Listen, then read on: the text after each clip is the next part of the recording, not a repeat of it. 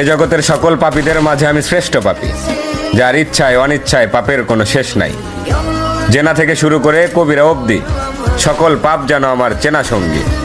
তাই আমিও যদি কিছু চাই, তাহলে কি আমাকেও দেওয়া হবে তোমার অনুগত বান্দাদের ন্যায়? কেননা আমি শুনেছি তুমি রহমান, তুমি রহিম, তুমি এমন এক আল্লাহ যার কাছে চাওয়ার মতো চাইলে নাকি ফিরিয়ে দিতে লজ্জা পাও বান্দার হাত।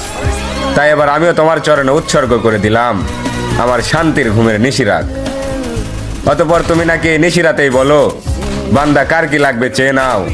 আর এবার আমি তোমায় বলছি মালিক, তুমি আমায় দুঃখ দাও।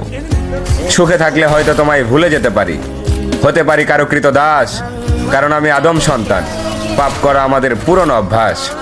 অতঃপর ইয়া রহমান, সব ভুলের ক্ষমাস্বরূপ হয়তো মরিয়ম ইবনে ঈসার মতো আমাকে উঠিয়ে নাও, নয়তো ওমর ইবনে খাত্তাবের মতো খাঁটি হেদায়েত দিয়ে দাও।